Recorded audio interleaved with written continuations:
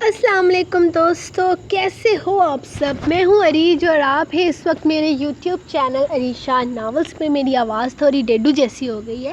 ڈڈو مطلب کہ مینڈک جیسی ہو گئی ہے۔ ہمارے گھر میں اس کو ڈڈو بولا جاتا ہے، بہت سارے لوگ بولتے ہیں۔ تو اصل میں ایسا کیوں بولتے ہیں یہ تو مجھے نہیں پتہ، لیکن کہتے ہیں کہ جو مینڈک ہوتا ہے اس کی آواز بڑی گندی سی ہوتی ہے۔ تو جب زکام سے بندہ اٹھتا ہے تو اس کی آواز تھوڑی عجیب ہو جاتی ہے، تھوڑی چینج ہو جاتی ہے۔ تو مجھے تو صبح سے ہر کوئی کہہ رہا ہے دیکھو ڈڈو بول رہا ہے۔ تو آپ لوگ اس ڈڈو کی آواز کو ایکسیپٹ کرتے ہوئے آج کی ایپیسوڈ سن لو۔ آپ سب کی دعاؤں کا بہت بہت شکریہ۔ اب میں پہلے سے بہت بہتر ہوں۔ تو ہم شروع کرتے ہیں آج کی ایپیسوڈ۔ اس سے پہلے آج کی ایپیسوڈ سے پہلے بس اتنا کہوں گی کہ جس کو لگتا ہے کہ میری ریڈنگ سپیڈ سلو ہے وہ تیز کر لو یار ویڈیو کی سیٹنگ سے، اور پلیز چینل کو سبسکرائب ضرور کریں جن لوگوں نے نہیں کیا ہوا، کیونکہ اگلا ہوگا ناول بہت زیادہ رومانٹک، کیونکہ اب تو شادی ہو چکی ہے تو اب تو ہوگا رومانس ہی رومانس۔ تو گائز آج تو بہت لوگوں نے اتنے مزے کے کامنٹس کیے ہیں کہ میں کیا ہی بتاؤں۔ آئی ایم سوری، میں اب تک کسی کو رپلائی نہیں کر سکی، کیونکہ فی الحال میں نے صرف فون اٹھا کے آج کے ایپیسوڈ لکھ لیے، تو اس کے علاوہ میں نے کچھ نہیں کیا، تو اس کے لیے سوری اگین۔ تو انشاءاللہ میری کوشش ہوگی کہ میں کر سکوں اس کو سب کے کامنٹس کا رپلائی کر سکوں۔ انشاءاللہ میں ضرور کروں گی ہمیشہ کی طرح۔ جب سے میرا مرمے کا اذان شروع ہے میرے ریڈرز کے ساتھ میرا کنیکشن مضبوط ہوتا جا رہا ہے، کیونکہ میں سب کو رپلائی کرتی ہوں۔ تو انشاءاللہ کل کی پرسوں کے ایپیسوڈ میں جن لوگوں نے کامنٹ کیا ان سب کو رپلائی ضرور ملے گا۔ تو آج کے ایپیسوڈ سٹارٹ کرتے ہیں ہم without wasting our time. مرمے کا اذان قسط نمبر 14، تحریر عریج شاہ۔ ڈبلیو وہ مٹھائی کی پلیٹ لے کر باہر نکلا تھا، جبکہ ڈبلیو اسے دیکھ کر چہرہ پھیر کر 3 سیڑھیوں سے نیچے اترتا اپنے پنجرے کی طرف جانے لگا۔ اس کے پکارنے پر بھی اس نے مڑ کر نہ دیکھا، یقیناً اس سے خفا تھا۔ ڈبلیو یار میری بات تو سن، وہ تجھ سے ڈرتی ہے۔ اگر اس وقت میں تجھے اس سے ملواؤں گا تو وہ مزید خوف زدہ ہو جائے گی میرے بچے۔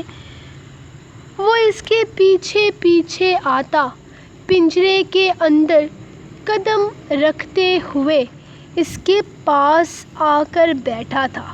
دیکھ تو جتنے مرضی نخرے دکھا لے، لیکن وہ اس وقت تجھ سے نہیں ملے گی۔ کوشش کروں گا صبح ملوانے کی، لیکن ابھی وہ پہلے ہی کافی تھک چکی ہے۔ ایک تو اتنا بھاگی ہے اور پھر پہلے ہی وہ بہت بری حالت میں ہے۔ مزید میں اگر اسے تجھ سے ملوانے کے لیے لے کر آؤں گا تو اس کی حالت اور خراب ہو جائے گی نا۔ وہ پیار سے اسے سمجھانے کی کوشش کر رہا تھا، لیکن وہ کچھ زیادہ ہی نخرے دکھانے کے موڈ میں تھا۔ ڈبلیو اس سے زیادہ برداشت نہیں کر سکتا میں۔ وہ اسے گھور کر بولا تو وہ اگلے ہی لمحے اس کی طرف دیکھتا اس کی گود میں سر رکھ گیا تھا۔ اس کے غصے کے سامنے اسے اپنے نخرے کم کرنے ہی پڑ گئے تھے۔ صبح مل لینا اس سے، میں اسے رات کو ہی تمہارے بارے میں بتا دوں گا۔ تم مل لینا صبح اس سے، لیکن اچھے بچوں کی طرح اور صاف ستھرے ہو کر آنا۔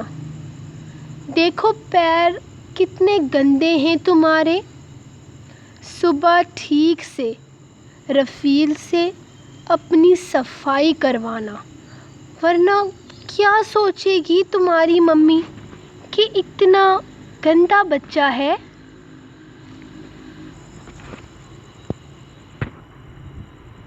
تمہاری حالت نہیں ہے فی الحال، اس سے ملنے والی۔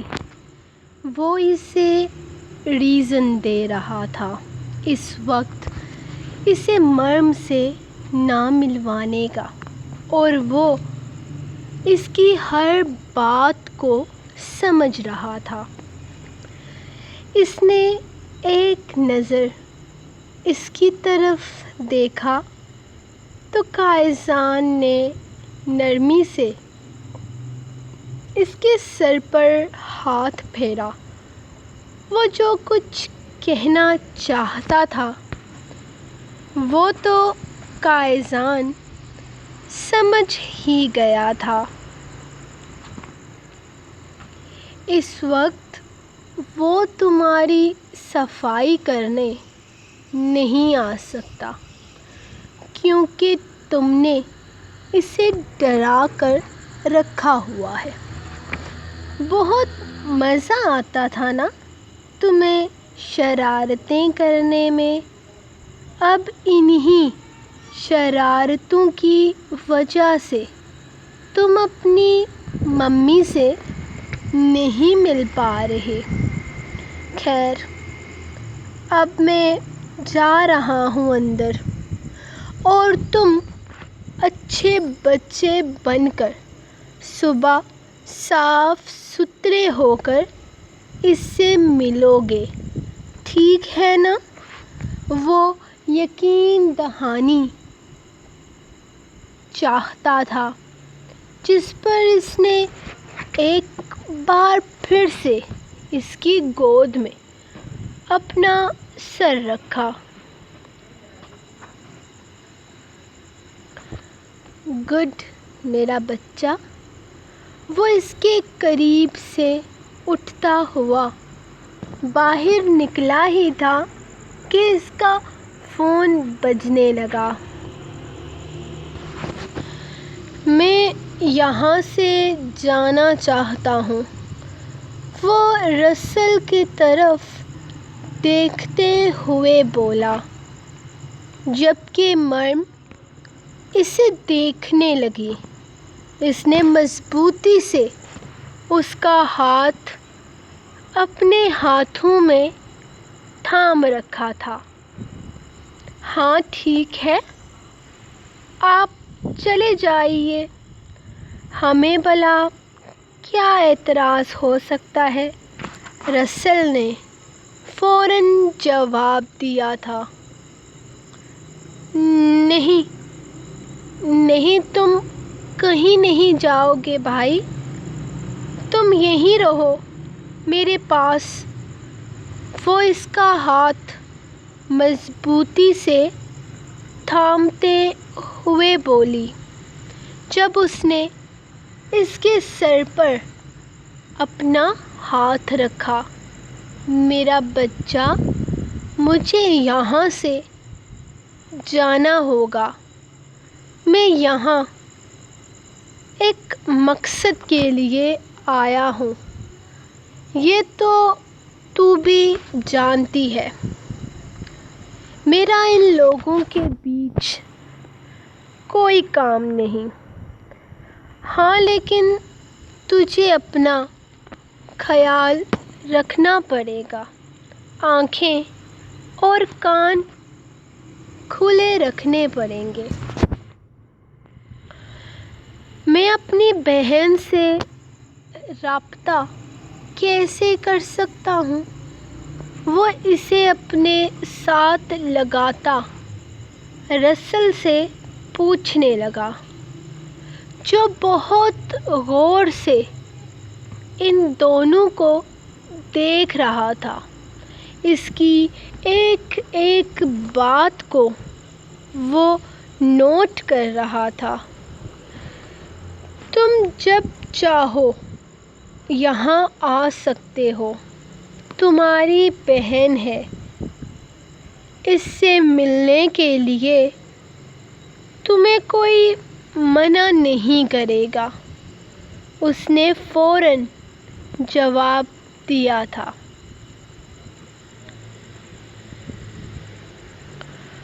اور اگر میں نہ آ سکوں تو؟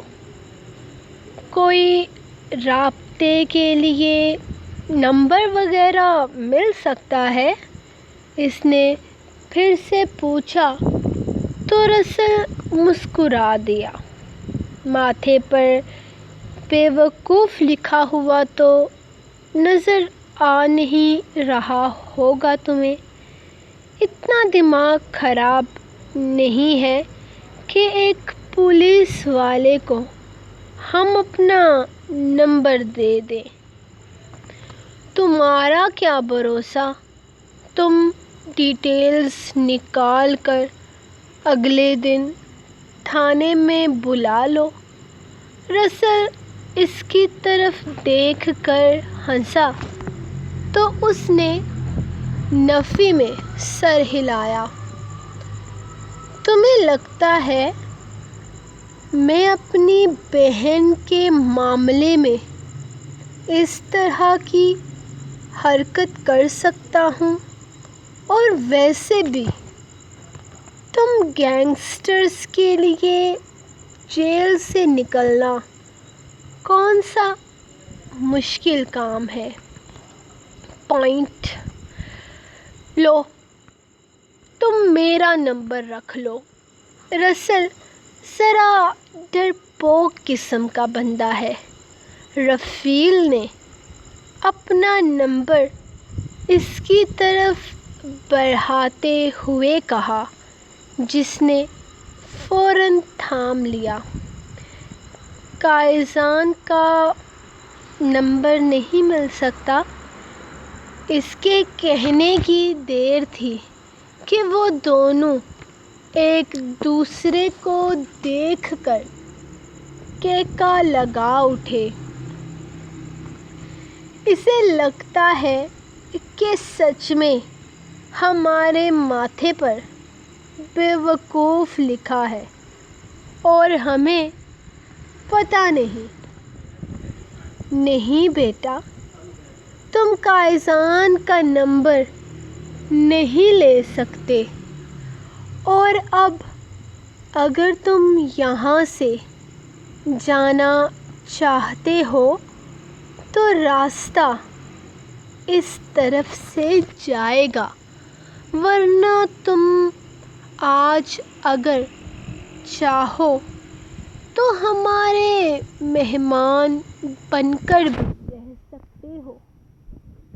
نہیں، اس کی ضرورت نہیں ہے، مجھے جانا ہے۔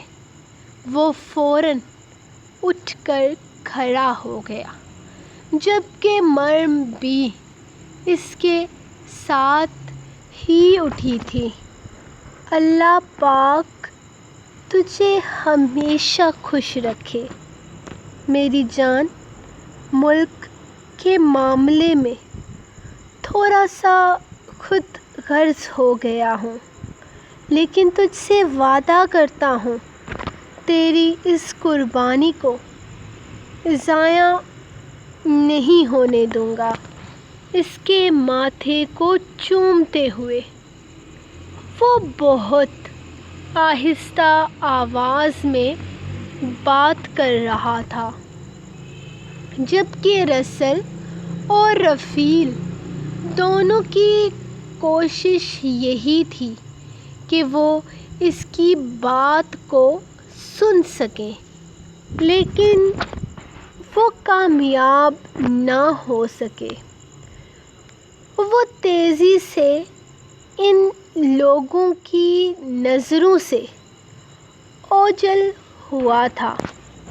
وہ دونوں کنفیوز تھے کہ وہ مریم کو اس طرح چھوڑ کر بھلا کیسے جا سکتا ہے۔ کچھ تو گڑبڑ تھی جسے وہ سمجھ نہیں پا رہے تھے۔ ایک منٹ رکو، میں تم سے بات کرتا ہوں۔ قائزان فون پر کسی سے بات کر رہا تھا جب یاور اس کے قریب آ کر رکا۔ اس نے فون والے کو ہولڈ کرنے کے لیے کہا اور اس کی طرف دیکھا۔ میں جا رہا ہوں، میری بہن کا خیال رکھنا۔ تم پر بھروسہ کر رہا ہوں قائزان۔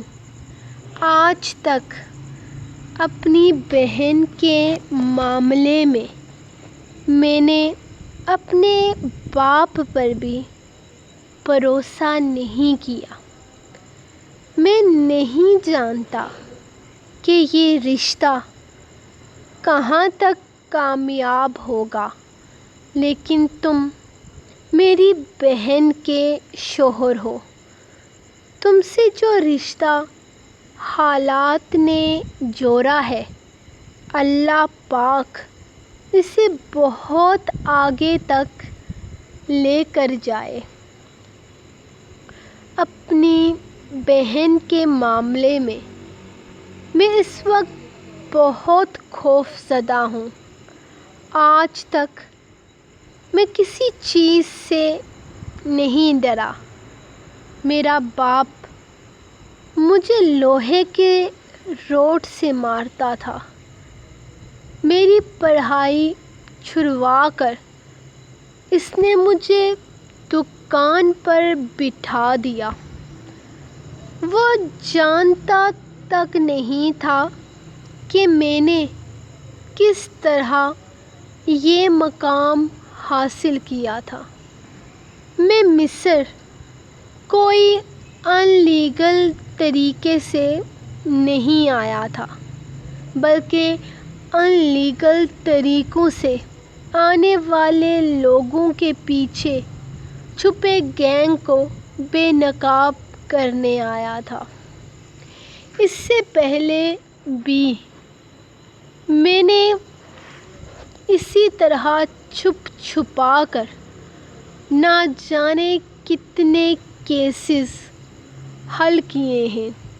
آج تک مجھے کوئی پکڑ نہیں پایا، لیکن تم ایک نظر میں مجھے دیکھ کر سمجھ گئے کہ میں کیا ہوں، کیسے۔ یہ میں نہیں جانتا اور نہ ہی تم سے پوچھوں گا، کیونکہ اتنا تو میں سمجھ چکا ہوں کہ تم کوئی عام آدمی نہیں ہو، اور میں جانتا ہوں تم نے یوں ہی میری بہن سے شادی نہیں کی۔ اس کے پیچھے ضرور کوئی بڑی وجہ ہے، اور اس کے پیچھے کم سے کم پولیس یا آرمی کا ڈر نہیں ہے۔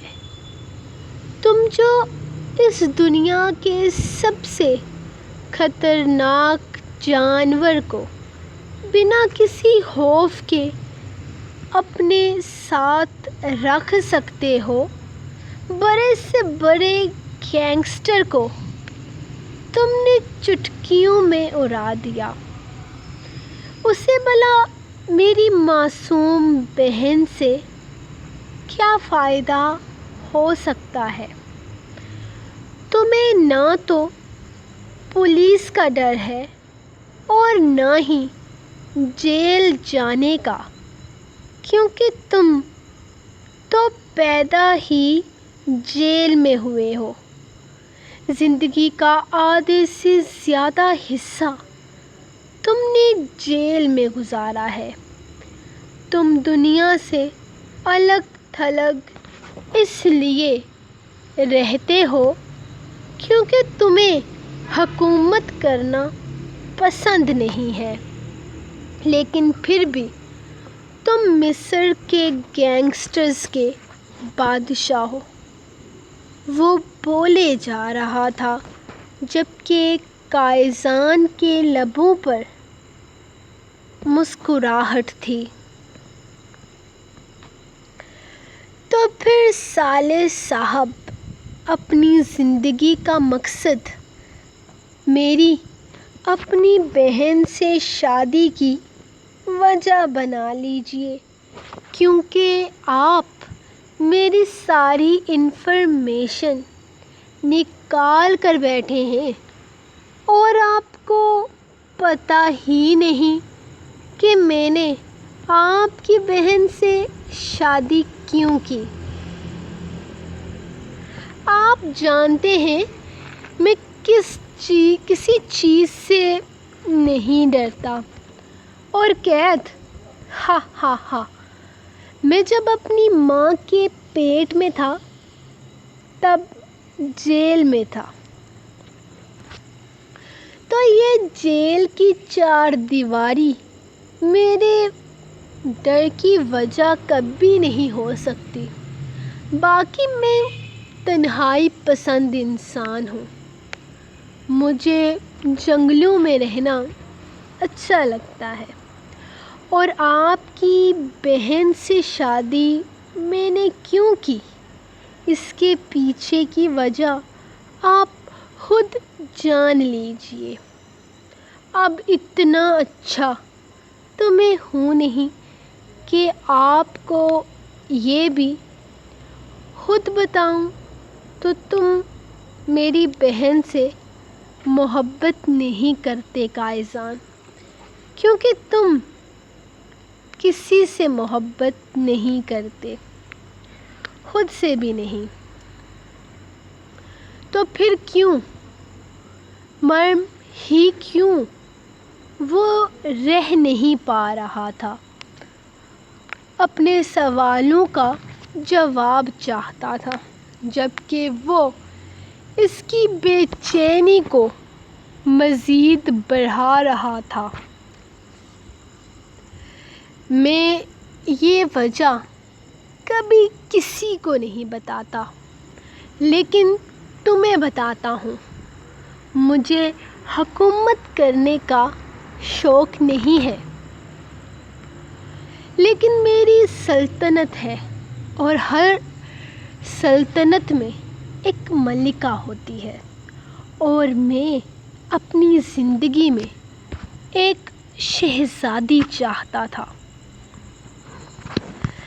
میں نے اپنے خواب میں اپنی شہزادی دیکھی تھی، وہ بالکل تمہاری بہن جیسی تھی، معصوم سی، پیاری سی، سچی عورت۔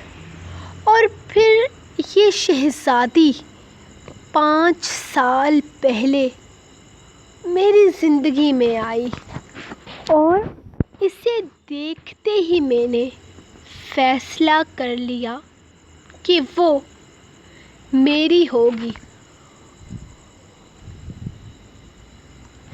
اور پھر وہ میری زندگی میں آ گئی، لیکن وہ میری شہزادی نہیں تھی، اور وہ ایک دھوکے باز لڑکی تھی۔ اس نے مجھے دھوکا دیا، تو میں نے اسے ختم کر دیا، اور پھر وہی صورت لے کر، وہی شکل لے کر تمہاری بہن میری زندگی میں آ گئی، اور تمہاری بہن دھوکے باز نہیں ہے، وہ بہت معصوم ہے، اور میری شہزادی بھی بہت معصوم ہے۔ وہ لڑکی جو 5 سال پہلے میری زندگی میں آئی تھی نا، وہ میری شہزادی نہیں تھی۔ میری شہزادی اب میری زندگی میں آئی ہے۔ وہ جو 5 سال پہلے آئی تھی نا، اس نے بس میری شہزادی کا چہرہ لے لیا تھا۔ معاف کرنا دوست، تمہیں لگتا ہے نا یہ معاملہ محبت کا نہیں ہے، تو میرے دوست تم ٹھیک ہو، یہ معاملہ محبت کا نہیں بلکہ محبت سے کہیں آگے کا ہے۔ کائسان کاظمی اپنے نکاح میں آئی شہزادی سے عشق کرتا ہے۔ وہ اس راجا کی رانی ہے، اس بادشاہ کی ملکہ ہے، اور یہ جو تم پلان بنا رہے ہو نا، اس کے سہارے مجھے پھنساؤ گے۔ نہ بیٹا نہ، کوشش بھی مت کرنا، کیونکہ اگر وہ ایک لمحے کے لیے بھی مجھ سے دور ہوئی نا تو تم سے تمہاری سانسیں چھین لوں گا، اور اب اپنی شکل گم کرو یہاں سے۔ مانا کہ تم میرے سالے ہو، لیکن عشق مجھے صرف تمہاری بہن سے ہے۔ وہ اس کی پیٹھ تھپکتا اسے جانے پر مجبور کر گیا تھا، جبکہ وہ اس کی باتوں سے بری طرح الجھ گیا تھا۔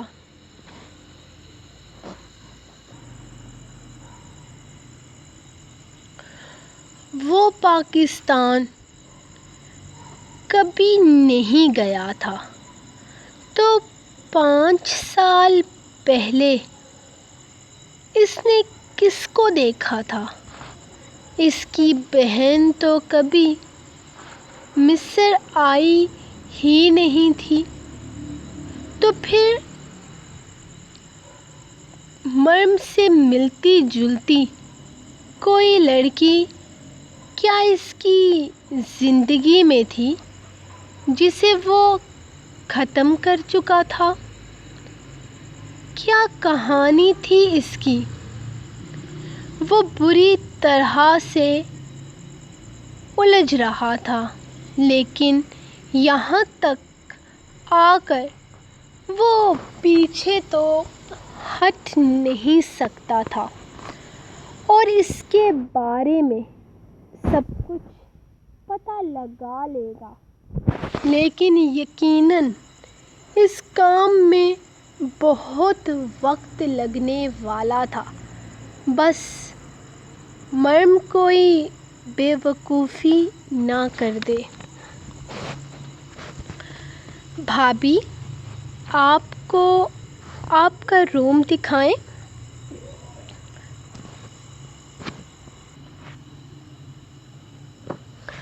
رفیل نے اس سے پوچھا۔ نہیں، میں یہیں ٹھیک ہوں۔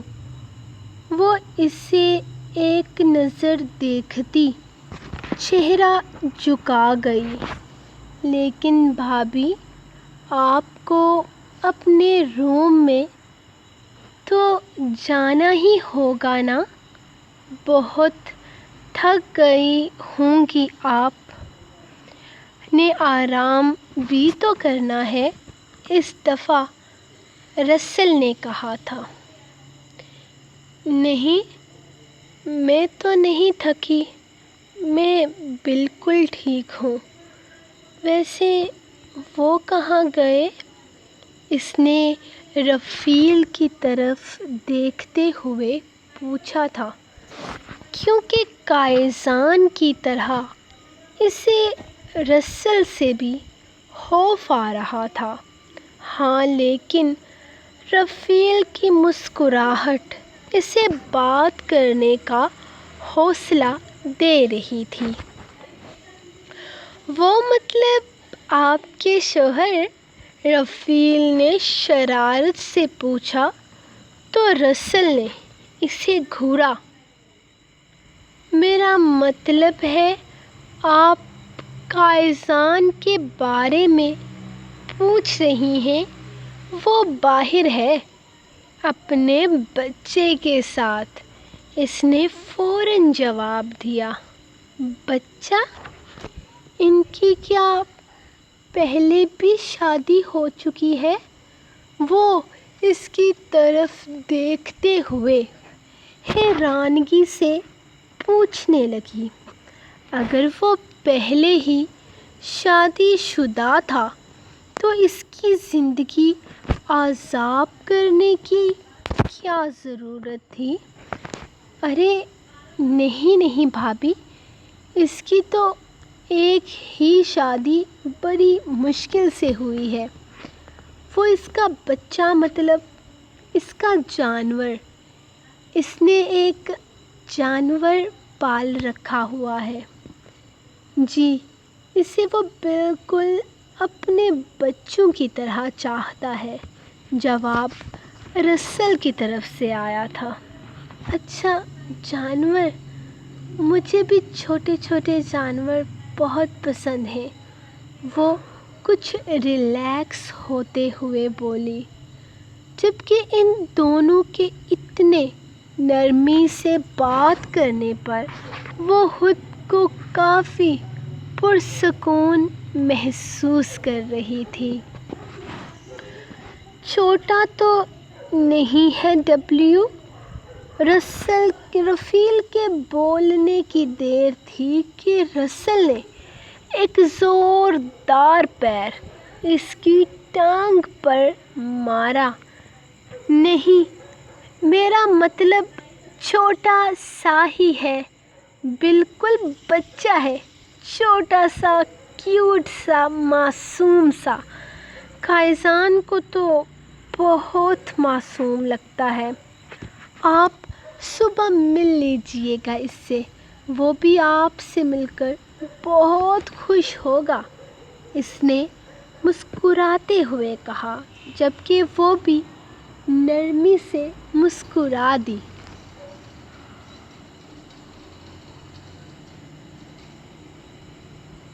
اب کافی تھک گئی ہیں آپ، آئیں آپ کو ہم کمرے میں چھوڑ آتے ہیں۔ زیادہ دور کمرہ نہیں ہے، یہ رہا۔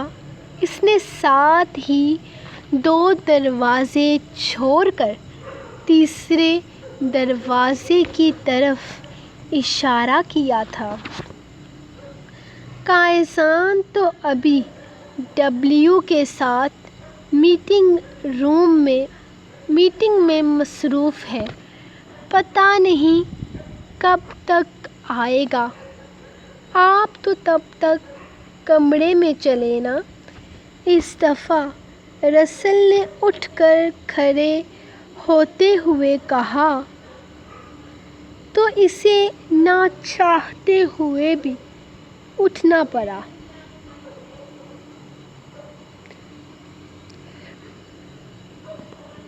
وہ اس کے اشارے والے کمرے کی طرف چل دی تھی۔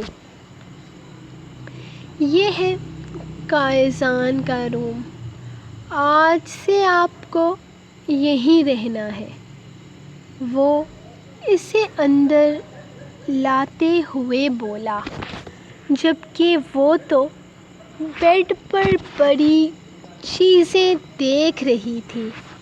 یہ سارا سامان قائزان نے آپ کے لیے ہی منگوایا ہے، میں بیڈ خالی کر دیتا ہوں۔ اس نے سائڈ سے پڑے سارے سامان کو اٹھا کر صوفے پر رکھنا شروع کر دیا، جس میں نہ جانے کتنے شاپنگ بیگز تھے، جبکہ بیڈ پر پڑے ہوئے لہنگے اور جویلری کو وہ پوری طرح سے نظر انداز کر رہا تھا۔ سرخ رنگ کا لہنگا دکھنے میں ہی بہت مہنگا لگ رہا تھا۔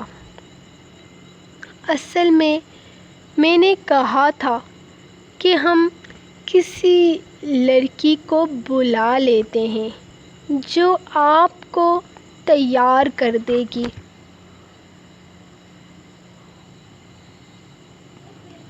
لیکن اس نے انکار کر دیا۔ اس نے کہا کہ کہ آپ کو دلہن کے روپ میں کوئی لڑکی بھی نہیں دیکھ سکتی،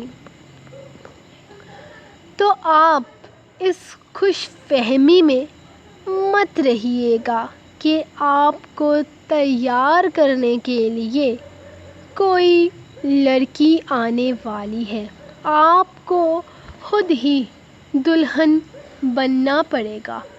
کمرے میں داخل ہوتے ہوئے رفیع نے جیسے اس کی غلط فہمی کو دور کیا تھا، اس نے گھور کر اس لڑکے کو دیکھا۔ یہ اسے بالکل بھی پسند نہیں تھا۔ اس نے اس کے نام کو خراب کیا تھا۔ ہم جب یہ ساری چیزیں اٹھا کر بیڈ کو صاف کر دیں گے، آپ تیار ہو جائیے گا، کیونکہ اگر ہم دونوں نے آپ کو دلہن کے روپ میں دیکھ لیا تو شاید وہ ہماری آنکھیں نکال کر چیل کووں کو کھلا دے گا، اور فی الحال ہمیں ہماری آنکھیں بہت پیاری ہیں۔ وہ بھی رسل کی مدد کرنے لگ گیا تھا، جبکہ اس کے انداز پر رسل نے اسے پھر سے گھورا۔ تم مجھے گھور کیوں رہے ہو؟ یہ آج کی آئی لڑکی کو ہم اتنا سر پر کیوں چڑھا رہے ہیں، مجھے سمجھ میں نہیں آ رہا، جبکہ ہم دونوں کو مل کر اس سے نارملی بات کرنی چاہیے کہ آگے ہم لوگ کس طرح ایک دوسرے کی مدد کر سکتے ہیں، کیونکہ مجھے یقین ہے کہ آگے اس کی بھی وہی حالت ہونے والی ہے جو ہم دونوں کی کائزان کو دیکھ کر ہوتی ہے۔ سنو لڑکی، کائزان کے سامنے میری شکایت مت کرنا کہ میں نے تم سے کس طرح سے بات کی۔ ہم فیوچر میں اچھے دوست بھی بن سکتے ہیں۔ ہم تمہیں کائزان سے بچائیں گے، تم ہمیں کائزان سے بچاؤ گی۔ ہم ڈیلرز بھی بن سکتے ہیں، اسی لیے یہ آپ جناب کا تکلف چھوڑو۔ مانا کہ رشتہ بڑا ہے تمہارا، لیکن عمر میں تم ہم دونوں سے چھوٹی ہو، تو میرے خیال میں ہم نارمل ہو کر بات کرنی چاہیے۔ دیکھو، کائزان بالکل بھی اتنا سیدھا نہیں ہے جتنا وہ تمہارے سامنے تھا۔ کسی کو قتل کرنا، کسی کے ہاتھ پیر کاٹنا، کسی کو دنیا سے ہٹانا اس کے بائیں ہاتھ کا کھیل ہے۔ ہاں، کیونکہ وہ لیفٹی ہے نا، لیکن وہ اپنے دائیں ہاتھ کا استعمال کرنا جانتا ہے، تو کسی خوش فہمی میں مت رہنا۔ وہ اپنی بات کرتے کرتے رکا تھا جب انہیں باہر سے کائزان کی آواز سنائی دی۔ وہ کسی گارڈ کو کچھ کہہ رہا تھا، جبکہ وہ دونوں لمحے میں الرٹ ہو کر کھڑے ہو گئے تھے۔ دیکھو لڑکی، ہمارے بیچ کی بات ہمارے بیچ میں ہی رہنی چاہیے۔ ہم کل یہیں سے کنٹینیو کریں گے، لیکن فی الحال ہم جا رہے ہیں۔ اپنا خیال رکھنا۔ اللہ حافظ۔ اور ہاں، دوست ہونے کے ناطے ٹپ دے رہا ہوں۔ قائزان اچھا انسان ہے، اس کے ساتھ اچھی رہو گی تو وہ بھی اچھا رہے گا۔ اگر تم نے اس کی مرضی کے خلاف کچھ کیا نا تو اچھے لوگ شاید جنت میں جاتے ہیں، وہ کہہ کر باہر نکل گیا، جبکہ وہ الجھ گئی تھی اس کی آدھی ادھوری بات پر۔ سنو رفیل، تم کل صبح ڈبلیو کو اچھے سے تیار کر دینا، وہ ملے گا مرم سے، اسی لیے ناراض ہو رہا تھا کہ اسے مرم سے نہیں ملوایا۔ خیر، اس بات پر اس کا ناراض ہونا بنتا ہے۔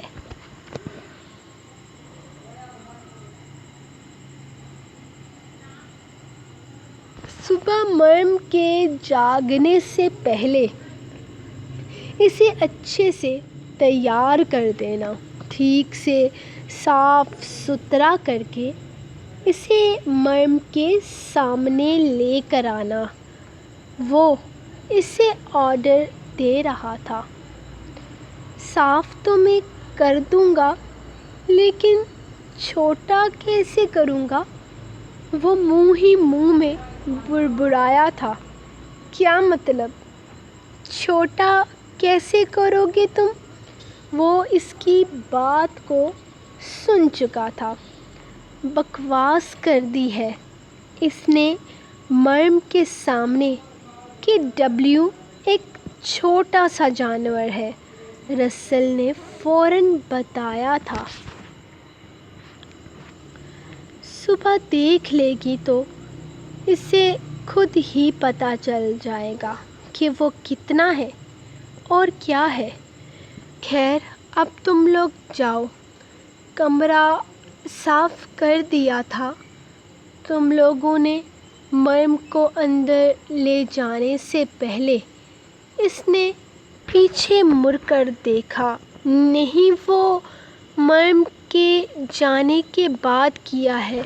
سارا سامان اٹھا کر ایک سائیڈ کر دیا ہے، باقی مرم خود دیکھ لے گی کہ کون سا سامان کہاں رکھنا ہے۔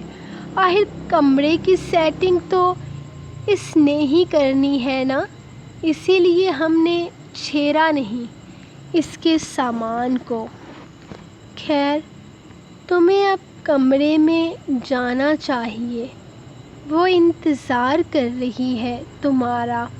اس سے پہلے کہ وہ کچھ کہتا، رسل نے بات ختم کرنے کی کوشش کی، جبکہ وہ ہاں میں سر ہلاتا انہیں جانے کا اشارہ کر چکا تھا۔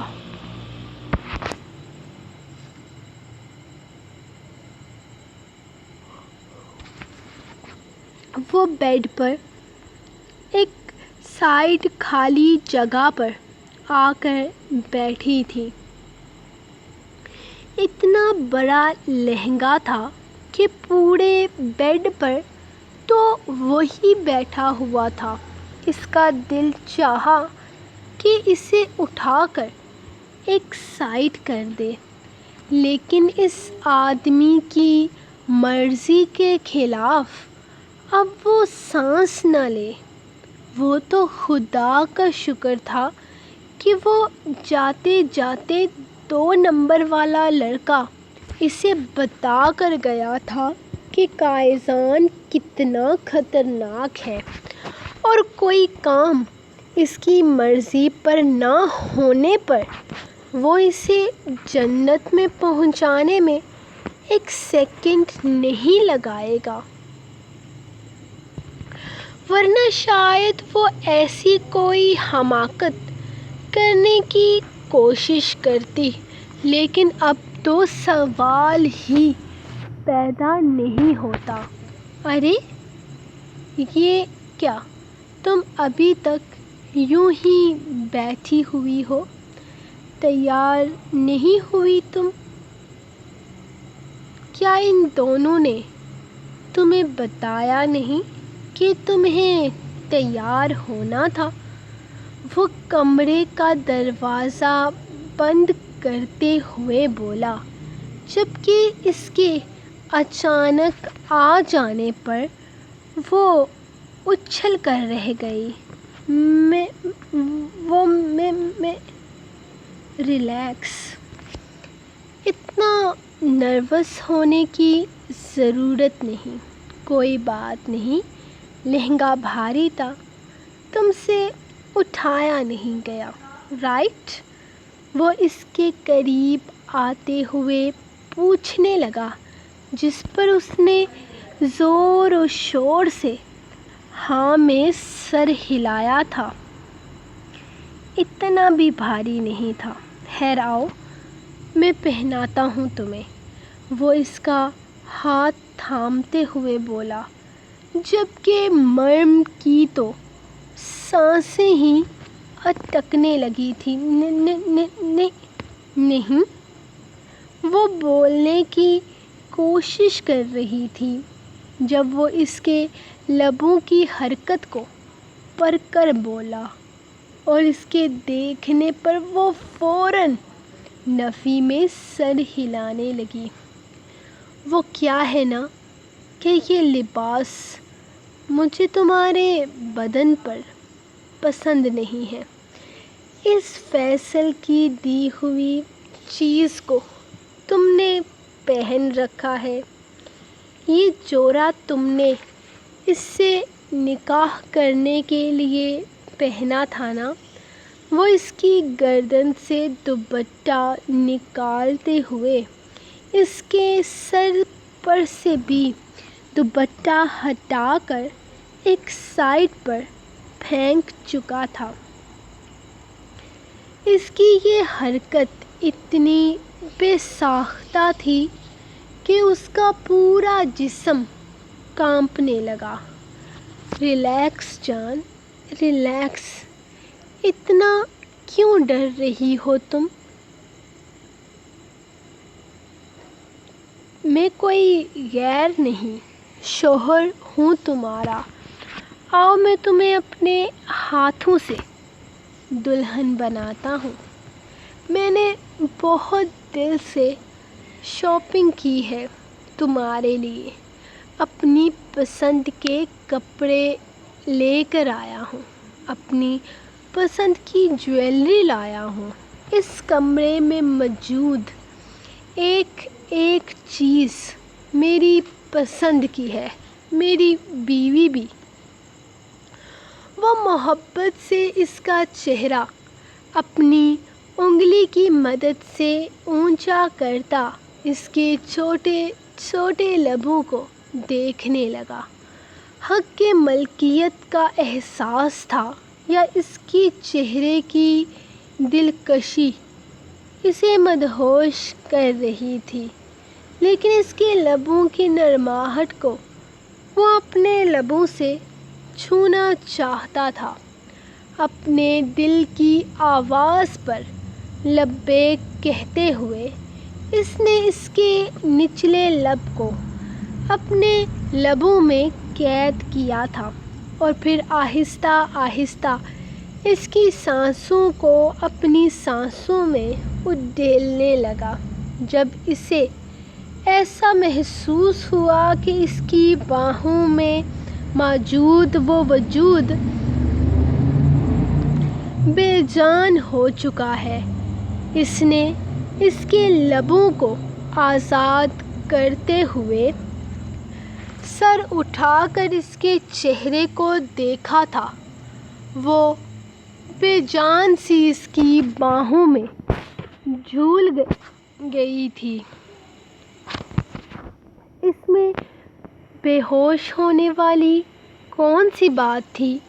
اس کی ناک کے آگے ہاتھ رکھتا وہ اس کے نازک سے وجود کو اپنے ساتھ لگائے ہوئے تھا۔ کپڑے تو چینج کر لیتی بے ہوش ہونے سے پہلے، اب اگر میں نے خود تمہاری بے ہوشگی کا فائدہ اٹھا کر تمہارے کپڑے چینج کیے تو یہ بے ایمانی ہو جائے گی۔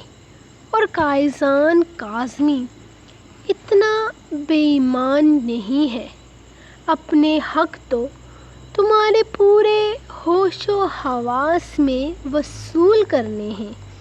وہ اس کے نازک سے وجود کو اٹھاتا، بیڈ پر رکھتے ہوئے اس کے چہرے سے بال ہٹاتا، اس کے ماتھے کو چوم کر اپنی شرٹ کو اتار کر دور پھینکتا، اس کے ساتھ آ کر لیٹا تھا، اس کے نازک سے وجود پر اپنی گرفت جماتے ہوئے وہ اسے اپنی بازوؤں میں قید کر چکا تھا۔